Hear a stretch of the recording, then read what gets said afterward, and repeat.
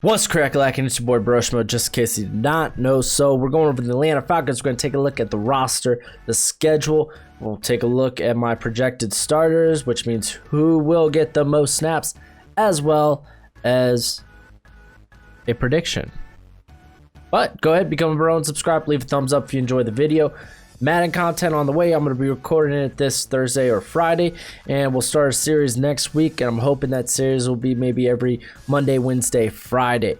Still looking to get NCAA. I'm trying to get my hands on a 360 without having to overpay for it, because but plenty of videos coming to the channel. So along with this series, there will be a mock draft that follows this series after the playoff predictions video, so be on the lookout for that. But let's go ahead, let's dive into this sucker. We're gonna take a look at the roster, and this team has, honestly, I think there's a lot to be excited for. If you're the Atlanta Falcons, you bring back Matt Ryan, one of the better, probably a top 10 quarterback in the league, if not top 12. He's still very good at what he does. He has very good weapons. Julio Jones, Calvin Ridley, if he can be a little more consistent, he's pretty darn good in his own right. And then there's interesting debate, I think, because I think one of two ways you're going to see Russell Gage either become this team's slot wide receiver, which he was pretty capable last year, or no one's gonna like this suggestion, Laquan Treadwell, right?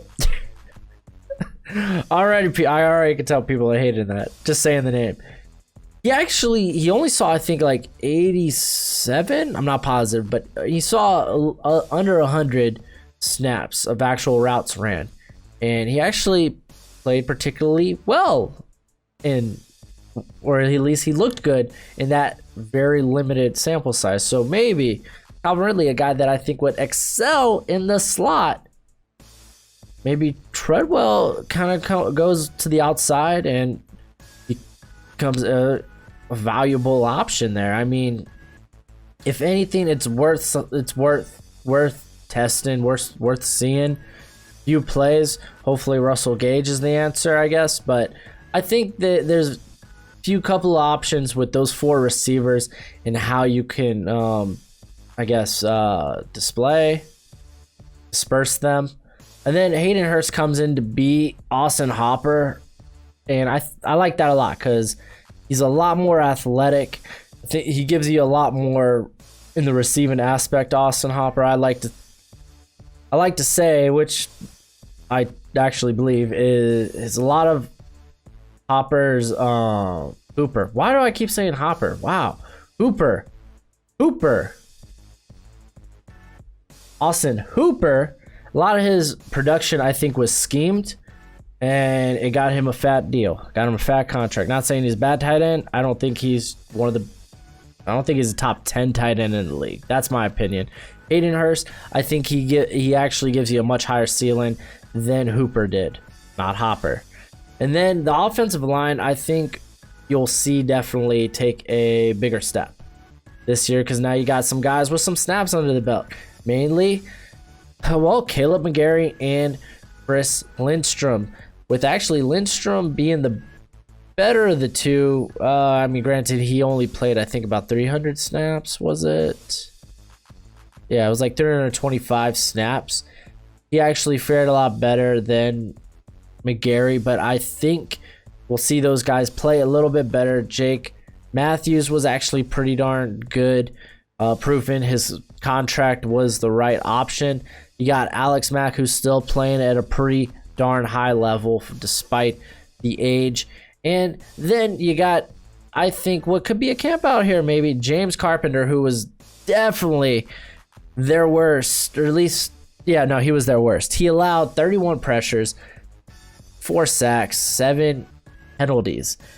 Wasn't really great. They brought in a guy, Matt Hennessy, who people say he's a little undersized. He's not too undersized.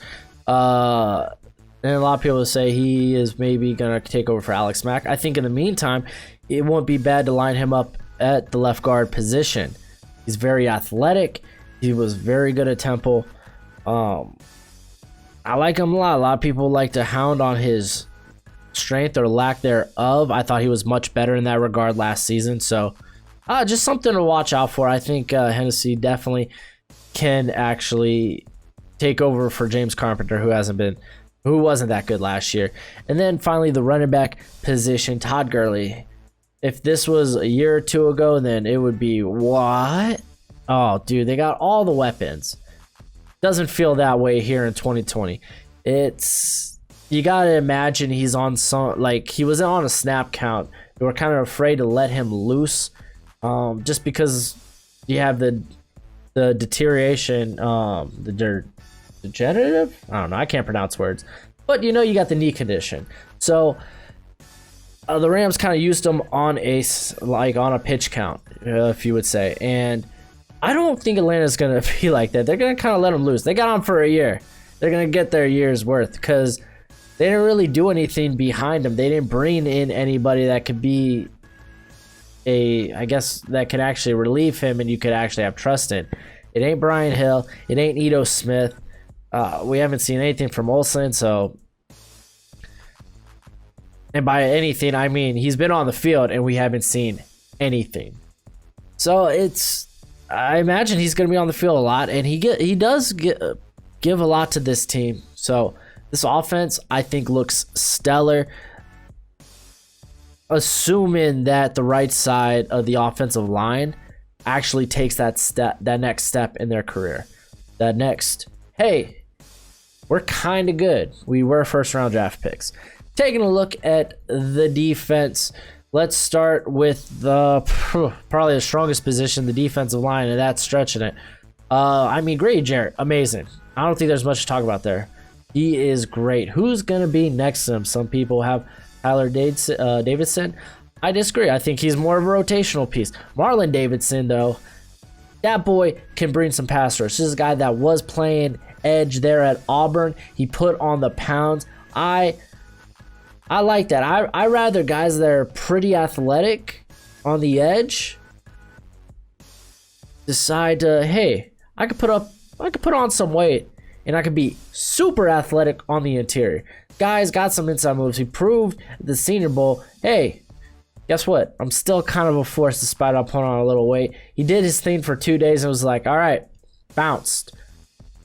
I loved him coming into the draft. I was kind of like thinking he was going to be a 3-4 type of end, so maybe in that 3 tech area or that B gap vicinity. So I think he's perfect for this. They don't have much of anything else outside of those 3. Sanat, he was hurt all last year. He was pretty decent his rookie year, but I mean, I don't think he's shown anything more than just a rotation player. And then on the we could also throw Alan Bailey's name into there. So they got him listed here at edge. I don't know why, but we could throw him probably because they 3-4 edge. I don't know. Why am I trying to give these guys the benefit of the doubt? Good site though, gives you all the names. But Alan Bailey, he's a reliable veteran. Like in moderation, he's pretty dope. On the edge though, that's the question. Dante Fowler, he actually came out last year because I've been hard on Fowler. I've been like, hey, which it was all justified. The guy, he was racking up cleanup sacks. Last year, he actually proved to be a much better guy at actually forcing pressure, not just coming in there late and reaping the rewards, getting all the recognition. It's going to be interesting. It's going to be interesting. I'm excited. I think because the guy, he is a physical freak. So I think a lot of good could come from that. And then you got to ask yourself, McKinley, is he it? He really hasn't showed anything since his rookie season, in my opinion. He had 8 sacks his rookie year, and he had 39 pressures, and that was on 464 snaps. Rookie season. Goes up to 619 snaps, 50 pressures. Okay, 8 sacks. That's not too bad. I mean, I'm cool with that. Last season, 546 snaps. Reels back on some snaps. Granted, he didn't play every game last year. 33 pressures, 4 sacks. Like, he's not as elite as you thought he, at least I thought he would be after his rookie season. Is he much more than a rotation player at this point, or like a passing down specialist? I don't know. They don't really have much behind them. John Kaminsky, he's actually showed quite a bit, an itty bit in his one season, but it's not like he's a full-time starter. So it'll be interesting to see how McKinley does on the other side of Dante Fowler. Then we go to the linebacking core, and there are some questions that don't concern Deion Jones because he's really good. One of the better linebackers in this league, probably among the best coverage linebackers in this league. Now, where things do get a little fishy is who will start next to him. They have Charles Harris here. He's probably going to be using a rotation on the edge. I don't think they're going to try to do that funky thing where they try to make Vic Beasley a linebacker. I think that he should have just kept him on the line. But for the most part, they try to use him as kind of a hybrid type of thing.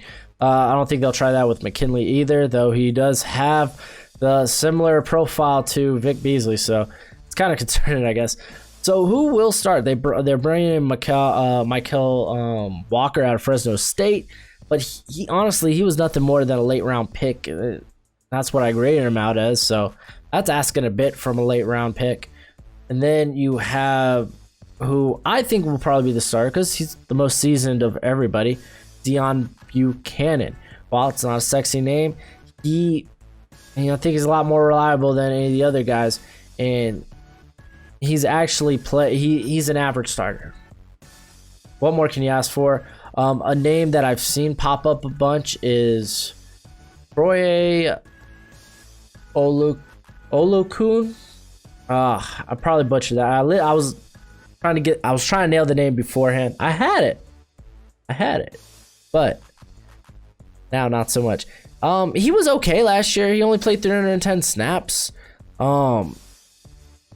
He wasn't bad in coverage, but I mean, it was nothing to write home about. So I mean, honestly, he could be a starter. I think those are probably the only two names that should be starting next to Deion Jones. Between the two, Buchanan or Louis Kuhn. Froye. We're gonna just call him Froye. I know that part's right. So I think those are really the only guys in the competition. Secondary, bit dicey here. And by a bit, I mean kind of a lot. Your number one corner is your first round corner. You're really taking a leap there. Good luck. I mean, AJ Terrell, I liked him a lot, but man, really throwing him to the wolves here. Behind him, okay, well, who's going to start on the opposite side? Isaiah Oliver is really the only other guy on the roster, probably, that has any real experience. Like, I don't know, it sucks. And he was bad last year. He allowed almost over 800 yards receiving. He was not a quality corner. So, yes, hopefully he maybe he develops a bit better, but it based on last year, it don't look good. Kendall Sheffield, he's probably going to be in the slot, kind of, sort of. I'll tell you why in a minute. But another rookie, he played okay. He wasn't like anything great. He allowed, 409 yards in the slot. That was on. He played a little under 700 snaps. So, not terrible, not great. It's okay. So, you expect him to be better this year. But a name to kind of know, because after that, they don't really have much behind these guys, is Monte Kazi, who he actually split time in the slot and at free safety. He played actually, I think, a lot more free safety just because of injury last year. But a guy you'll probably see on sub packages come and line up, and he's actually been really good. He's been very dynamic for this team. And I actually think he has a case to start over Ricardo Allen, who, guess what? He had a bad year last year. He was pretty darn bad in coverage. So, I don't know. We'll see. I think just Ricardo Allen is probably going to end up being the starter just because reasons. I mean, he started all 16 last year, so I don't know. We'll see. He had like 10 missed tackles on 72 attempts, so it's not all great. It's not all great. But I mean, it's not like he's a bad safety, because he has proven he can be a quality safety in this league. So hopefully it was just a down year. I know the team was a lot better down the stretch when it came to the secondary, so hopefully that kind of goes into the next season. Keanu Neal, hopefully he's healthy, and the dude's a beast. I don't know what to tell you. So let's just go ahead, take a gander at this schedule. And oh boy, it's already tough that you got to face the Saints and a Tom Brady led Buccaneers team twice a year. That just blows. But on top of that, you got to face a pretty darn decent AFC West, where that has the Super Bowl champions, an up-and-coming Bucs team, a Chargers team with a lot of really good starters, but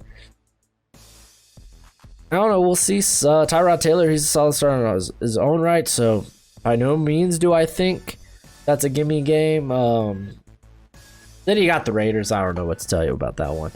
But outside, on top of that, who are they facing in the NFC? It is the NFC North.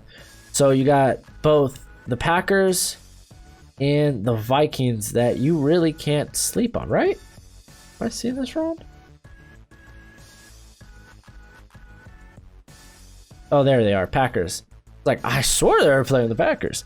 So yeah, the NFC North. So you can't sleep on the Packers. Aaron Rodgers, I know they didn't really do much to add to the offense, but that team was still pretty good last year. Don't sleep on them. Defense was really good. And then the Vikings, yes, it's kind of, they got rid of Stephon Diggs along with almost their entire cornerback. Well, actually, yes, almost all of their cornerbacks.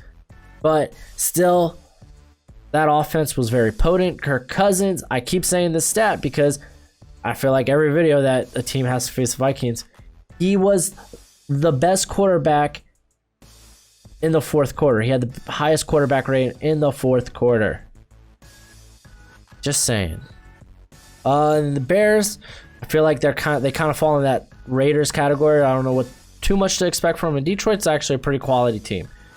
And then throwing in Seattle kind of sucks because they're always really good. And then Dallas is actually, they kind of look impressive. So tough sledding.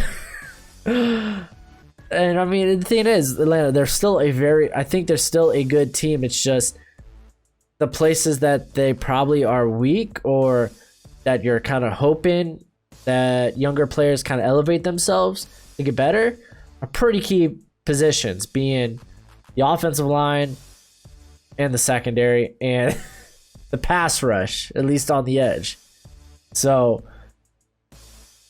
we'll see. Let's go ahead and I'll give you my starters.